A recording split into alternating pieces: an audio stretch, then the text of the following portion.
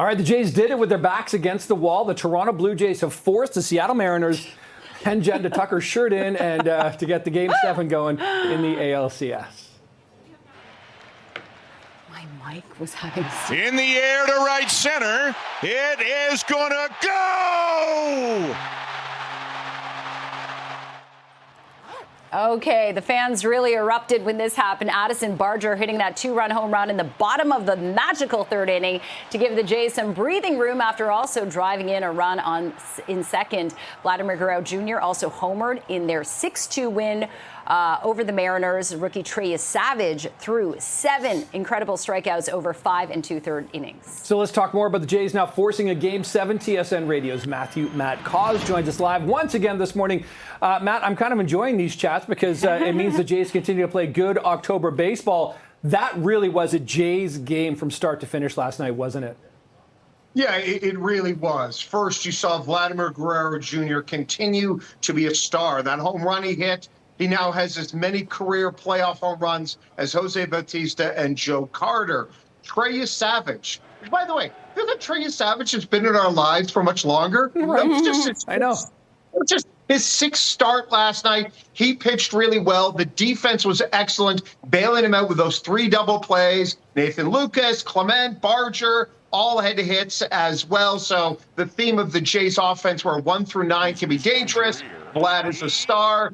Savage is developing into a star. A great win in front of that crazy crowd last night. Yeah, there were some moments of tension, though, when the bases were loaded for the Mariners and also for the Jays, where you're like, okay, this is crucial. This can really take it up from, in the Jays' favor or the Mariners' favor. But we got it done, which is incredible. So looking tonight, Game 7, this is now even once again.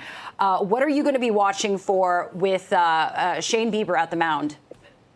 Yeah, with Shane Bieber, just the confidence. He pitched really well last time in Game 3 of this series where the Blue Jays blew out Seattle. So this is the guy that's really rounding into form. Remember, didn't really pitch that much before this summer for the last year or so because of the Tommy John surgery. He's just sort of getting back into peak form.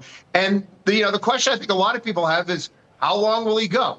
We know that in this playoff run for the Blue Jays, rarely do we see a starter often even make it out of the 5th inning. I want to see, will he be throwing a pitch in the 6th inning? Will it be back to the bullpen? And the funny thing about the Jays bullpen, it's either brilliant or it's a disaster. There's no middle ground. Yeah. Bullpen is not a dimmer. It's, a dimmer switch when it's lighter or darker. No, it's just a light switch, on or off. That's the bull. 100%. It's interesting though, Matt, right? The strategy's done it because it's really, it's you can throw everything at this one, right? So you've got Bassett, you've potentially got Scherzer.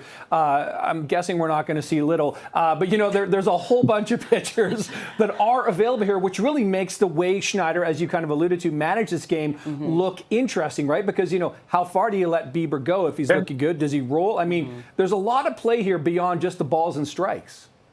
Oh, yeah. If I could think of one word, I'm going to say trust. Because we saw that maybe John Schneider had a little too much trust on in game 5 with Brendan Little. What did we see last night? Only 2 relievers were used, Louis Varland and Jeff Hoffman, with a 2-inning appearance. And Hoffman was brilliant. That's one of the best versions we've seen of him.